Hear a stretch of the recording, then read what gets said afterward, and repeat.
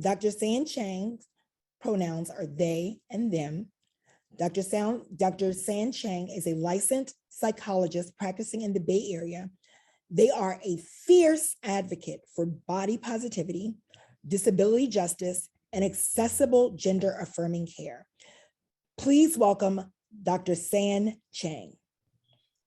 Thank you so much for this wonderful introduction, and I'm happy to be here today. And yeah, I'm just gonna go ahead and share my screen. Oh, you're gonna share my screen. Thank you so much. Okay, let me just kind of move some stuff around so that I can see my notes.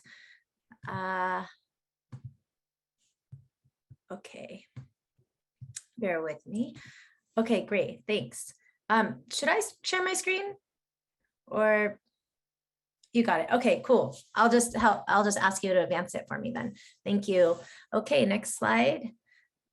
Just to introduce myself, I'm San Chang. I live on unceded Ohlone land in Oakland, California. My pronouns are they, them, their.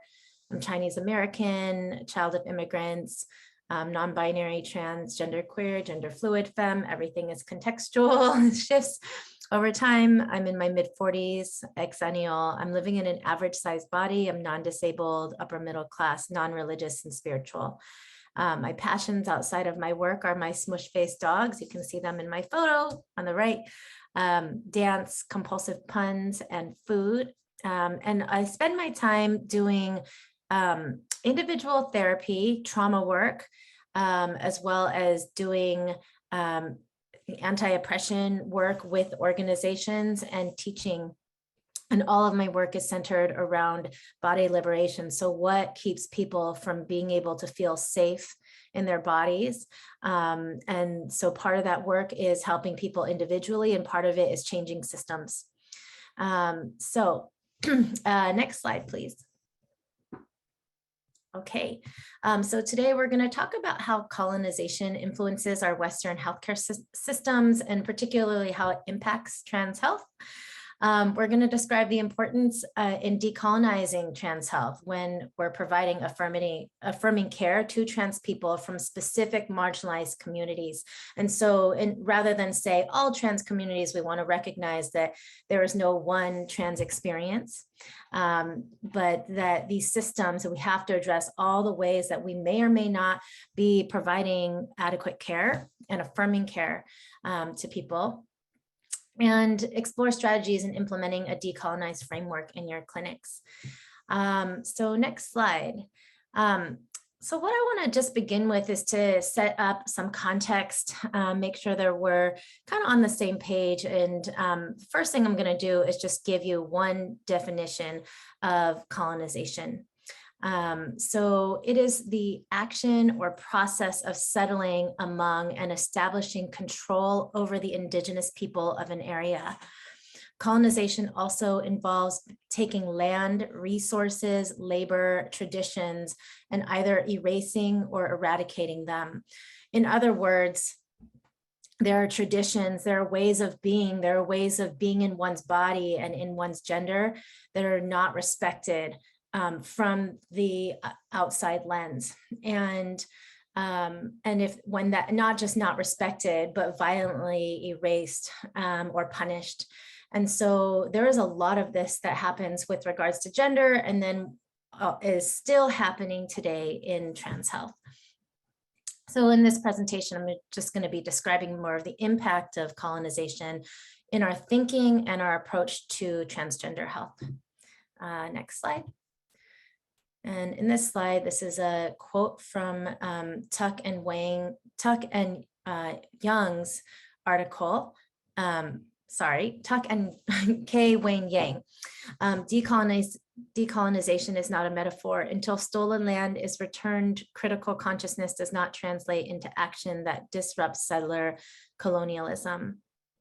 So this is really talking about what does it mean to return to ways of being that, and to reclaim ways of being that are not impacted or influenced or controlled by our Western medical industrial complex and our kind of dominant culture ways of seeing people and telling people what a good body or a bad body is in the case of trans health. Next slide.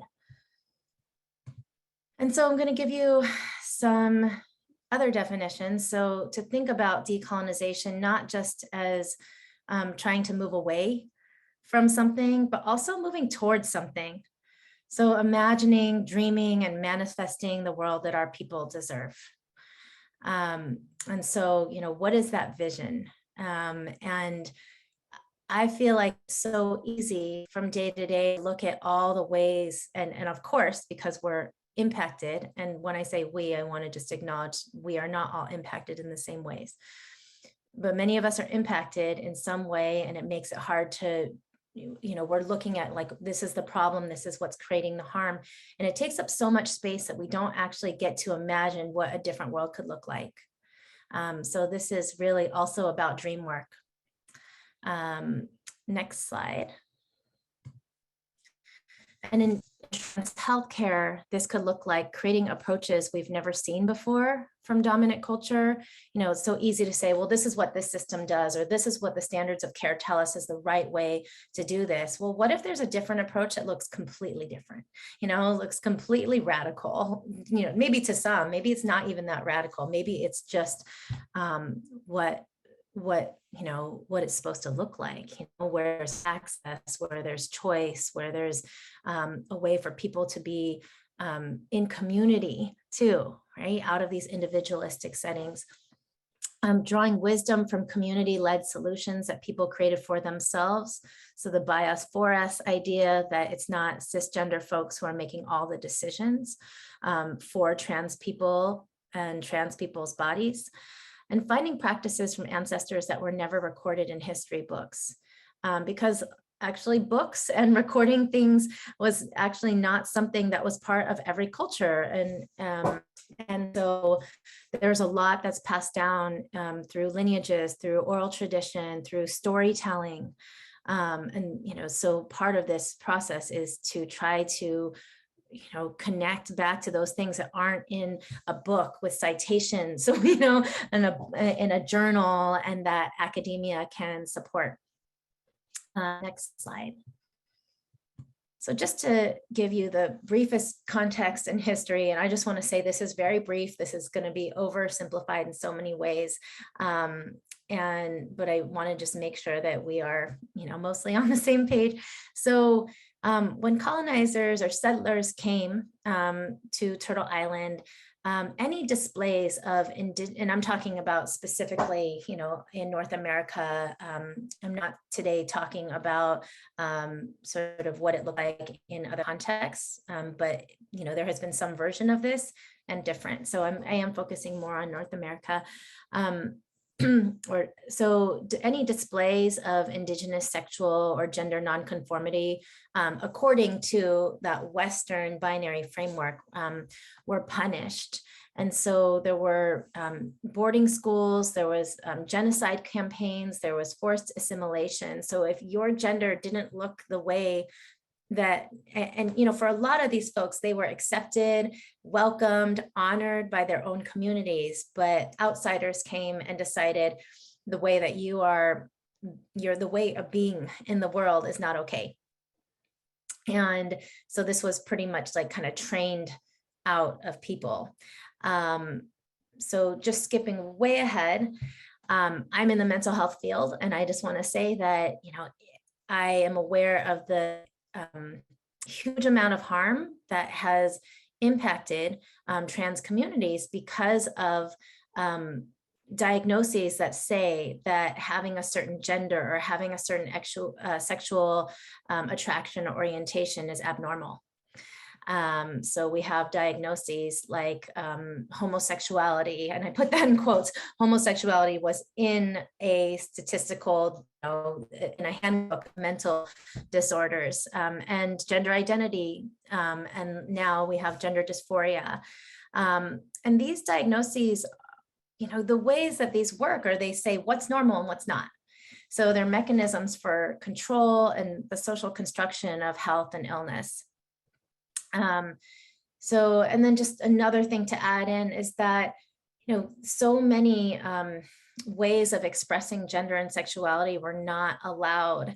And of course, as is in the case of so much cultural appropriation, at some later time, there is a way in which people who are not Indigenous are appropriating two-spirit sexualities, genders, and kinship structures.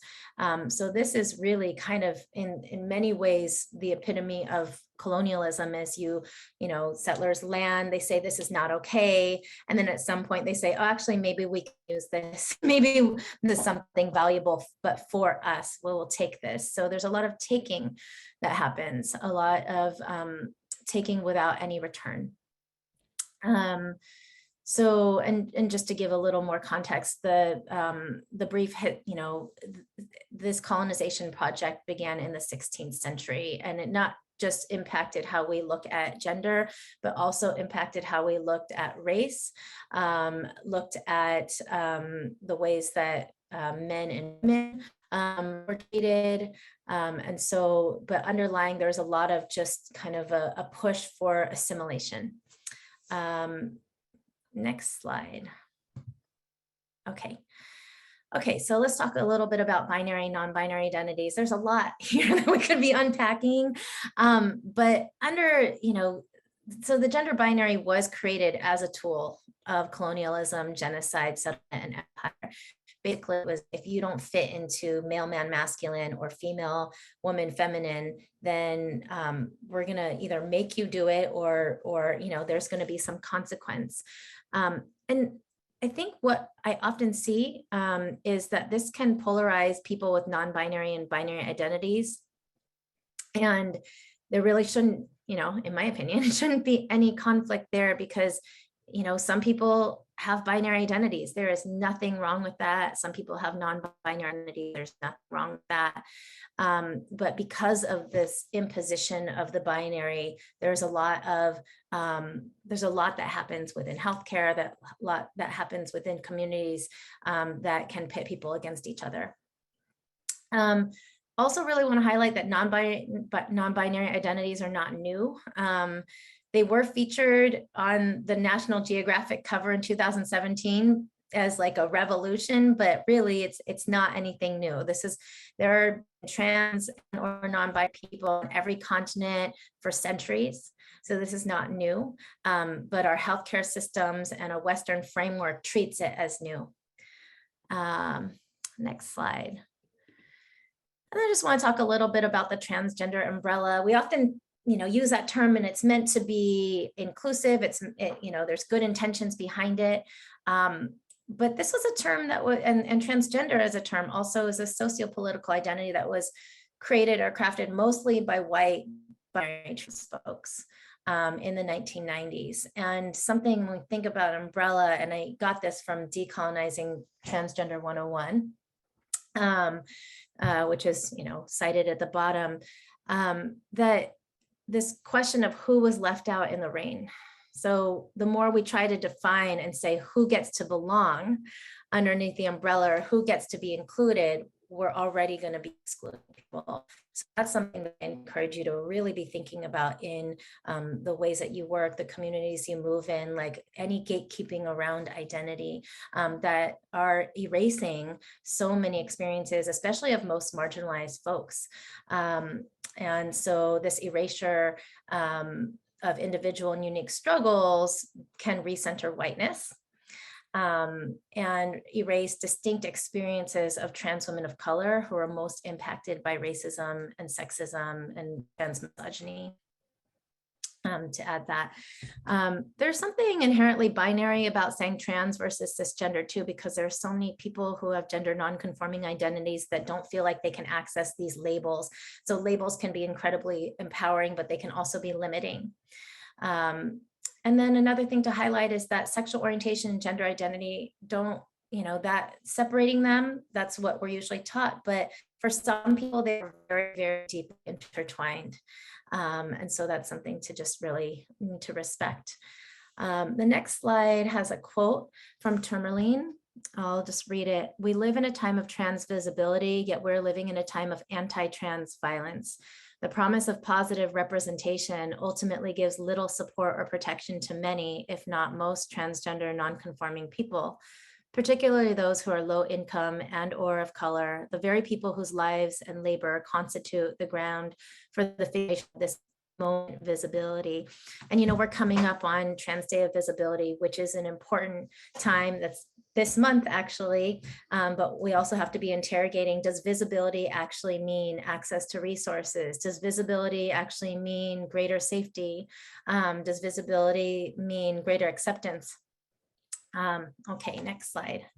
I'm going to talk about some of the ways that I have seen the policing of trans bodies and the Western ideals within trans health. And so there's this, not just in trans health, actually, in our overall society. So this historical amnesia of intergenerational trauma, genocide, displacement, and erasure of non-Western cultures and identities.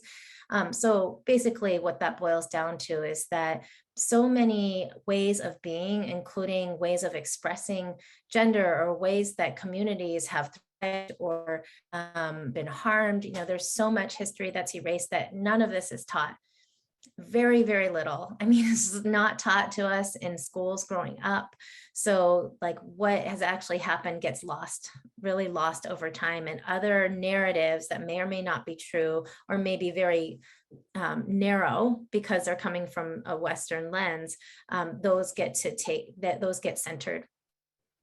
And colonization is the foundation upon which other systems of oppression are constructed, such as white supremacy, such as the gender binary, such as fat phobia, such as ableism. All of these things have connections and roots in colonization.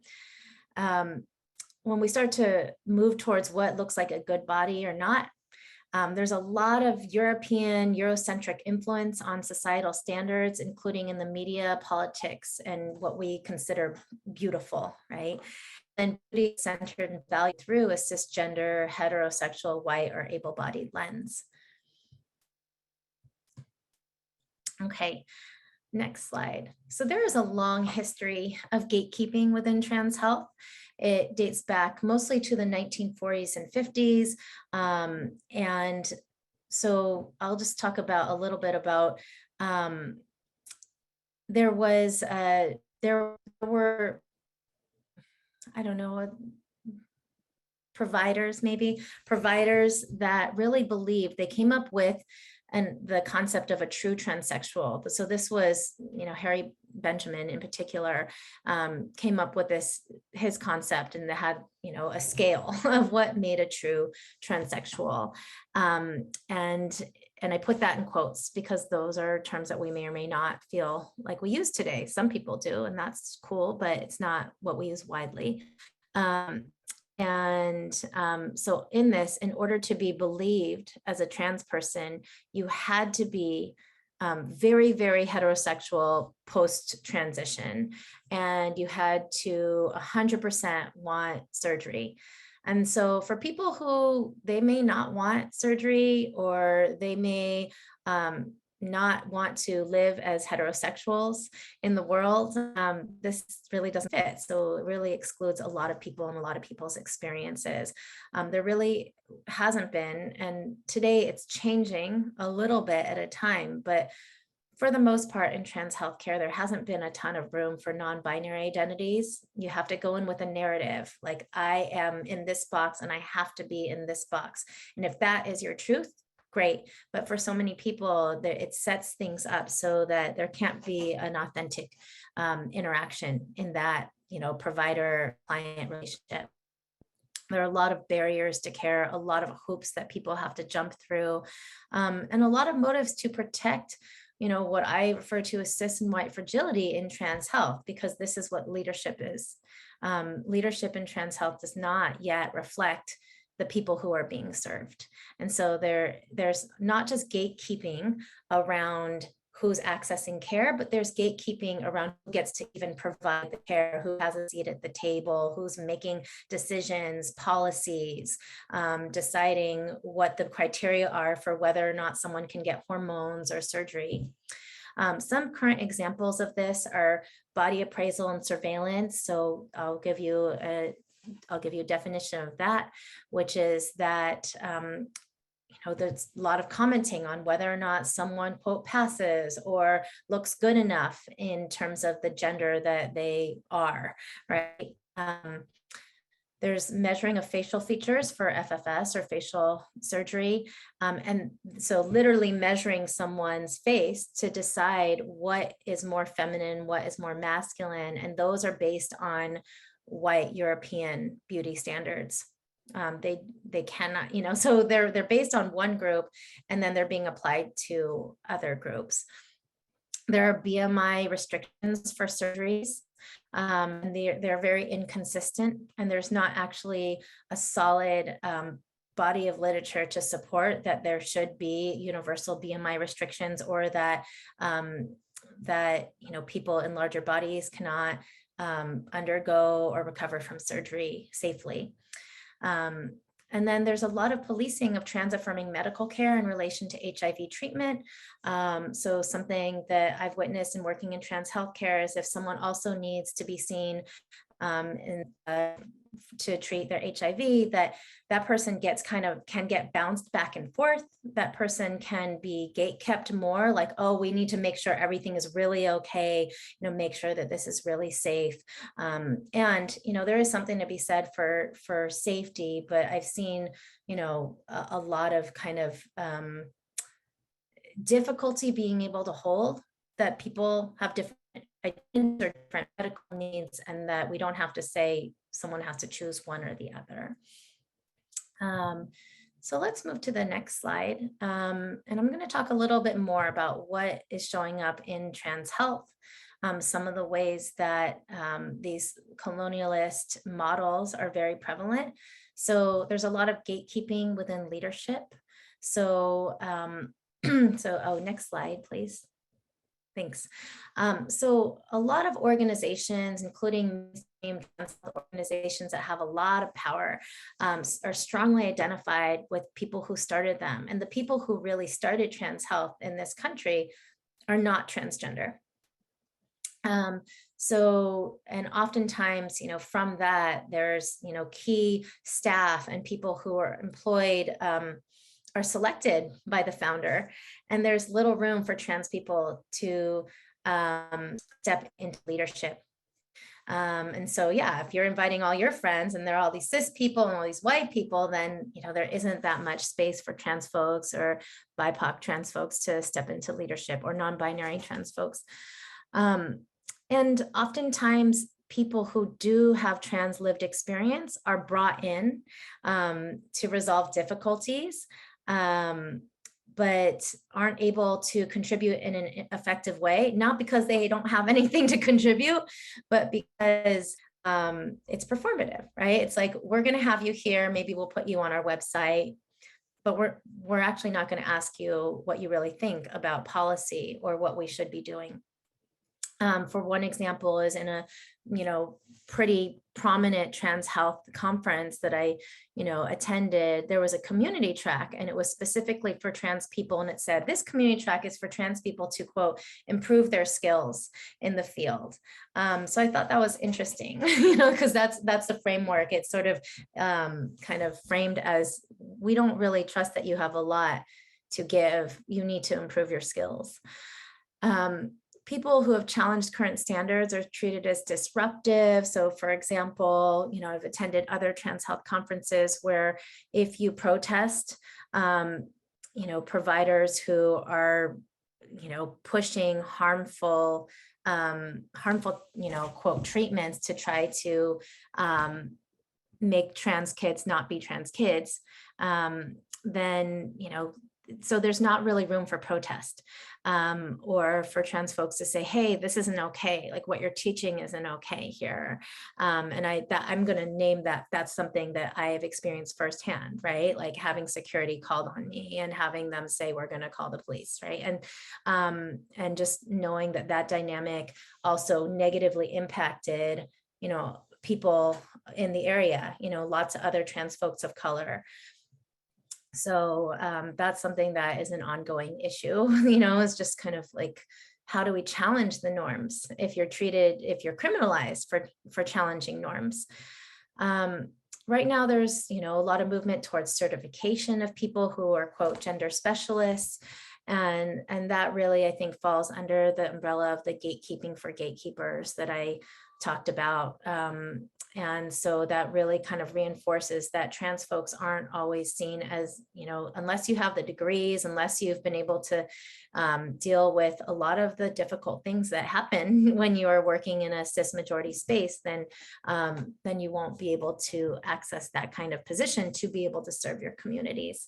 And lastly, the right space framework. So when things are kind of seen only as legitimate if policy or the state recognize you versus, I am trans because I say I'm trans, not because this piece of paper told you that I am, not because I was able to get this M changed to an F or vice versa, or to an X, right? So there's a lot of that kind of, and also needing to back things up with research. Research is important. But sometimes there are things that are happening that cannot be measured and that people are experiencing. Okay, next slide.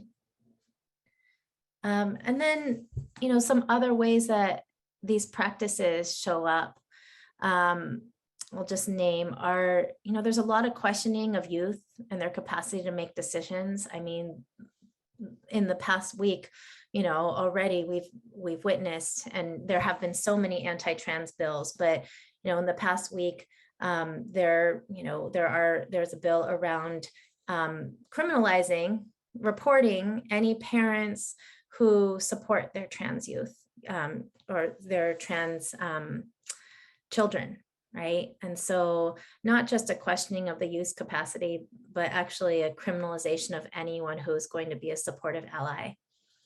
And so that's a real problem when these things got codified, where we're starting to look at like criminalizing support, criminalizing affirmation. That's very dangerous. And a lot of unwillingness to provide gender affirming care for non-binary bodies. There used to be this idea that only binary people wanted hormones or only wanted surgery. There's lots of non-binary folks who also desire hormones or surgery. It's really, do you desire hormones or surgery? Not, are you binary, therefore you do this. You just ask people what they want, what they need. There's a lot of classic gatekeeping and protector stuff around like, oh, I don't feel comfortable, I don't feel ready. And so that can keep someone, say, in therapy for a really long time trying to get a letter from a mental health provider, when really they need to see someone who does feel comfortable and ready and trust and believe that person when they say, this is what I need. There is a false dichotomy between providers and activist communities. So even if you are, in the trans health field and you're doing the work that people who aren't trans are doing, you'll still always be seen as an activist, which is not a bad thing, being an activist, right? But that will always delegitimize, oh, well, you might be biased or you're an activist, and may not be seen or respected as a provider. Leadership can be really resistant to change or inclusion.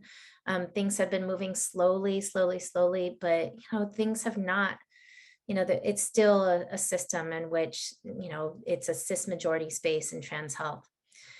There's a concept of regret that's part of colonization and excludes change, fluidity, or the idea that people can be either or. So let me tell you like just a little bit about this is that, this thinking is limited because it doesn't acknowledge the ebbs and flows that people actually experience, and that there is a lot of pressure to get it right. Like, is this person really trans? Is this person, this person really need surgery? It's like as if we could, we had a crystal ball.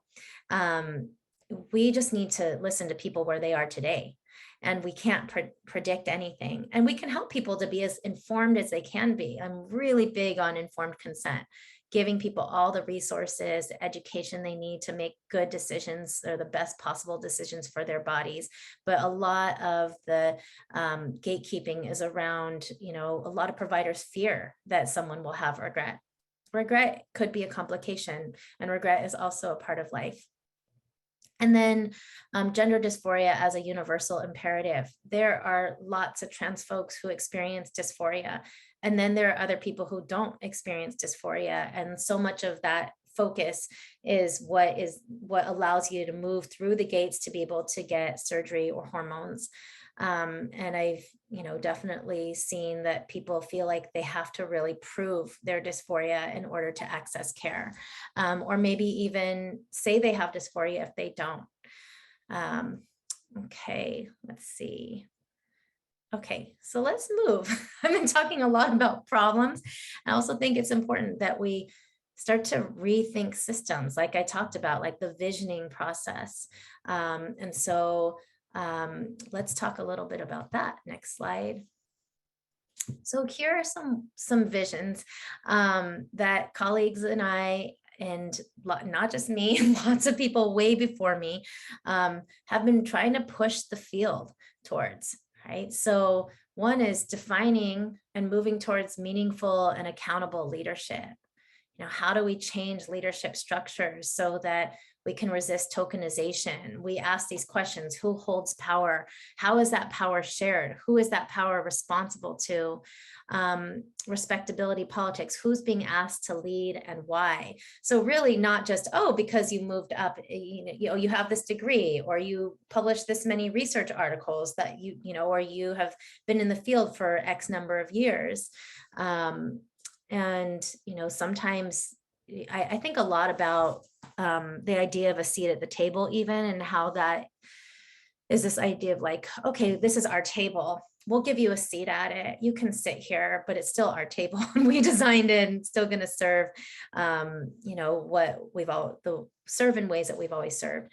And I think about, well, what if we destroy the table? What if we create a new table? Like really trying to think about like, how could this look really different? Being aware of, quote, diversity and inclusion. And, a lot of my work is about diversity, inclusion, and equity, but we want to be careful about like, what is the framework? Like, who gets to say, I want to include you? I mentioned founder syndrome a little bit earlier, but just this idea that organizations can get over-identified with key people, people who kind of become, sort of worshipped or honored in a way, but not challenged, and they may not be able to move with the flow and change that is happening in the field. And a lot of internalized superiority.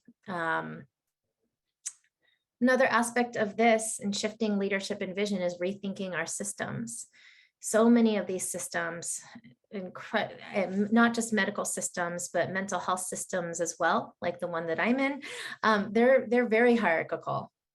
And, power is shared if you can prove yourself, right? With letters or something like that. So we have to shift away from this overemphasis on professionalization of trans health, and like who gets to be like this expert, to valuing and compensating community knowledge, knowing that someone's lived experience is just as important, if not more important, than whatever you came up with in your, when you were at your day job and you interviewed trans people, but then you went home and you don't talk to trans people, right? So like people's lived experience is incredibly important. The money piece, right? This is not just about how we think, but it's about resources, giving back resources, moving the institutional money. Just one example I'll give, and I just want to say this is a group that I am involved with and helped to start, as a gender affirming letter access project, the Gallup. And in the Gallup, what we do is we ask people to pledge to write letters for trans folks without charging any money. Because I know a lot of people who have paid hundreds, sometimes thousands of dollars to get these letters so that they can get hormones or surgery.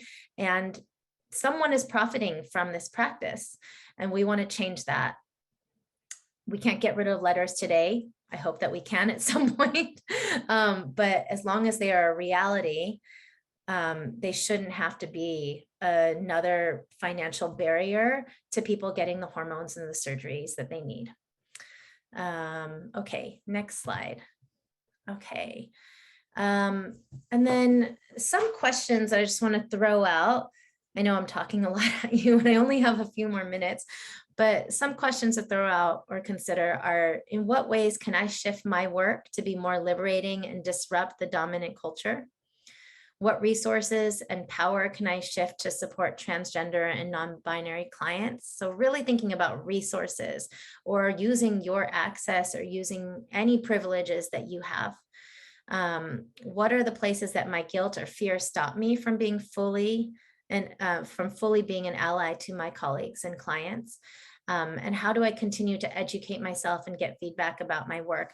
And I want to say this for like anyone who's also trans, like, we also have to be continually educating ourselves about people who, they're also trans, but they have different experiences, right? So I certainly do not claim to understand the experience of every trans person. That's no one does, right? So like, how do I make sure that I am thinking a lot and creating systems that are inclusive of neurodivergent folks, or inclusive of people from racial or ethnic backgrounds that are different from my own, or who have different access to, financial resources or material resources.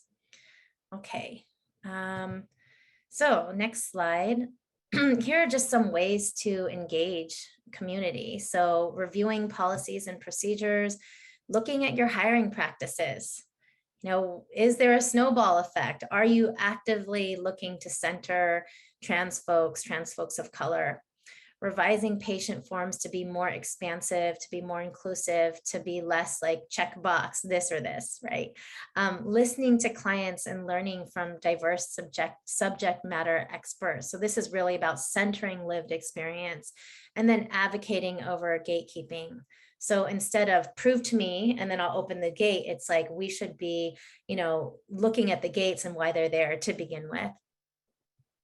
So I just want to bring us back to this one of the first definitions that I shared again, just to, I think maybe I'm kind of winding down and closing here, is to just kind of ground in this idea that decolonization is imagining, dreaming, and manifesting the world that our people deserve. So again, not, yes, there's all these issues, these problems that we want to get away from or solve, but what vision can we have for what people really, really need? Awesome. Thank you so much, Dr. San Chang. That was amazing plenary talking about decolonizing transgender health. We currently don't have any other questions, but this was an amazing first day of the summit. I want to just thank a couple of folks. Thank you, Dr. San Chang. Thank you to Dr. Tatiana Moden. Thank you to all of our amazing plenary panelists. So Levi, Octavia, Tyree, Marcus, and Victor. That was an amazing panel. All of the talks today were amazing. Also would like to thank our planning committee as well. We would not have today if it was not for our planning committee, as well as our funders, the CDC and HRSA. And we'll also like to give a great thanks to our background folks. So to Misty for making sure that things ran, making sure that we had our playlist going on, and queuing us up, as well as our other producer, Nexi, Ty, and I'm gonna give a shout out to myself for being in the background as well. And in the chat box, there is an evaluation. Please do the evaluation. Let us know how you like today's summit and what ways we can improve. Don't forget, tomorrow is part 2 of the summit, or day 2 of the summit, from 10 a.m. Pacific Standard Time to 2 p.m. Pacific Standard Time.